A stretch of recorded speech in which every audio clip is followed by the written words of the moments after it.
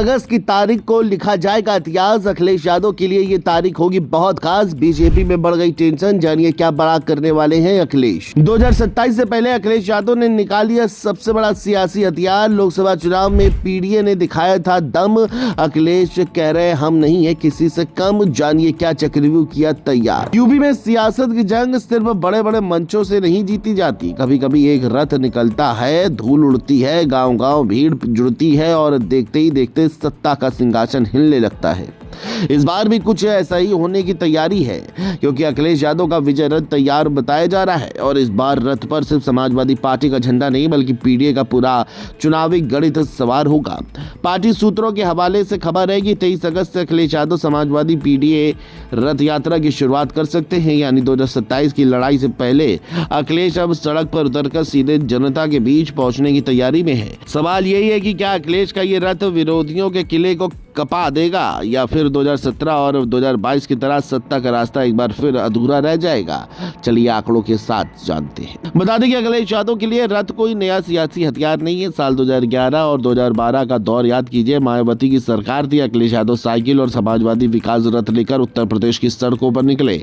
नतीजा आया तो समाजवादी पार्टी को पूर्ण बहुमत मिला और अखिलेश यादव उत्तर प्रदेश के सबसे युवा मुख्यमंत्री बन गए। यही वजह है कि अखिलेश को शायद आज भी पता है कि लखनऊ की कुर्सी का रास्ता केवल पार्टी कार्यालय में बैठकर नहीं बल्कि उत्तर प्रदेश की धूल भरी सड़कों से होकर गुजरता है। अब 2027 से पहले एक बार फिर वही पुराना हथियार बाहर निकलता दिख रहा है, लेकिन इस बार नाम पीडीए है। 2012 में रथ चला तो सपा को पूर्ण बहुमत मिला। 2017 में विकास से विजय की ओर यात्रा निकली, लेकिन सत्ता हाथ से निकल गई।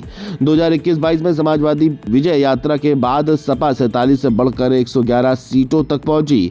अब 2027 से पहले पीडीए रथ की तैयारी है, यानी अखिलेश चौथी बार अपने सबसे पुराने सियासी हथियार पर बड़ा दाव लगाने जा रहे हैं। लेकिन इस बार कहानी में सबसे बड़ा फर्क लोकसभा चुनाव 2024 के नतीजों का है। पीडीए यानी पिछड़ा, दलित और अल्पसंख्यक के समीकरण ने समाजवादी पार्टी को उत्तर प्रदेश में सबसे बड़ी ताकत दी।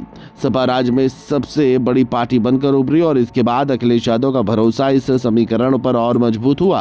अब कोशिश है कि लोकसभा में जो हवा बनी है उसे 2027 तक ठंडा न पड़ने दिया जाए।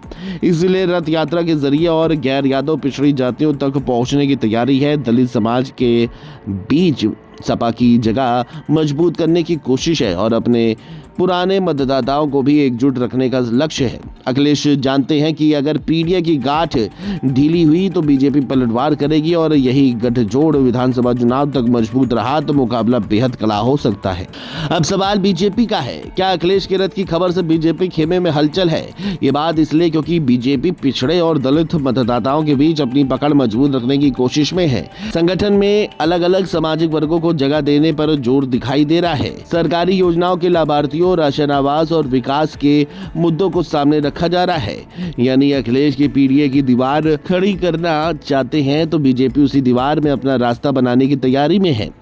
अब 23 अगस्त पर निगाहें टिक गई हैं। अगर अखिलेश यादव पीडीए रथ लेकर उत्तर प्रदेश की सड़कों पर निकलते हैं तो गांव-गांव सियासी तापमान बढ़ना तय है। फिलहाल रथ तैयार बताया जा रहा है, सियासी रास्ता तैयार है और उत्तर प्रदेश अब अखिलेश यादव की अगली चाल का इंतजार कर रहा है।